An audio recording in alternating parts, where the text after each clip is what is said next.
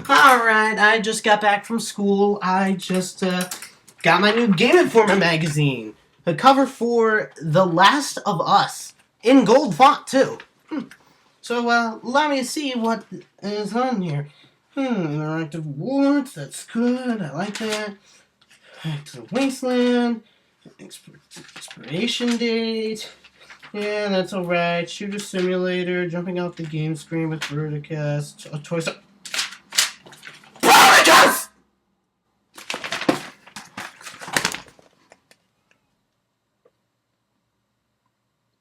Oh my god! Hasbro is releasing a toy of BRUTICUS that is actually affordable? I gotta read this article! If you read our blowout cover story on the new Transformers game from High Moon Studio a few months back, you may have wondered if those cool robotic designs might make their way out of the game and into action figure form. This is a franchise rooted in toys, after all. Wonder no longer.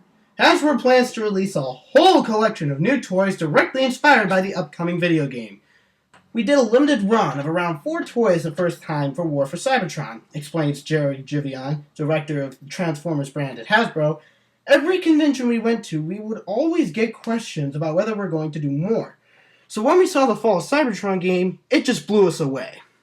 We saw how cool it was shaping up to be. We immediately said, we've got to do toys of these. In news that should delight longtime Transformers fans, the first figures are the menacing Combaticons, 5 Decepticon-aligned robots that combine into the destructive BRUTICUS MAXIMUS. The characters are from the original classic storyline that came out in the 80s, Jivon explains.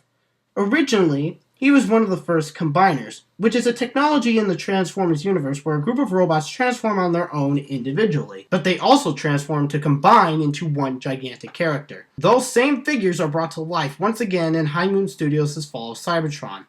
At least one of the characters, Vortex, is a confirmed playable character. These new Fall of Cybertron figures will release as a part of the Transformers Generations toy line. Fans will be thrilled that Hasbro is making them in the deluxe size that has become the standard for the collection. That larger scale of figures will make BRUTICUS one of the bigger combiner toys Hasbro has produced. Jivon confirms that the Combaticons are just the first announced figures connected to the game. More are on the way in future announcements. The ambition behind such a venture from a huge toy company like Hasbro is rooted in a deep faith in the game behind the toys. Over the years, the overwhelming majority of Transformers toys drew inspiration from the cartoons, and later, the live-action movies. In many ways, the decision to invest so heavily in toys from the games represents a sea change, an acknowledgement that Fall of Cybertron toys had the potential appeal to draw in both collectors and kids to a new visual styling for these classic characters. When we look at video games, they're great storytelling devices.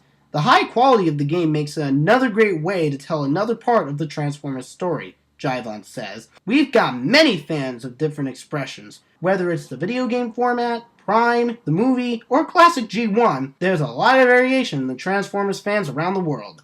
And this is just a great way to tell another story along that timeline. I would read the behind the scenes part, but the video would be a little too long for my tastes. So you'll have to read GameInformer yourself to find behind the scenes, or I may just do it in another video. As you can clearly tell, I am fucking excited to be able to get a BRUTICUS MAXIMUS that is affordable!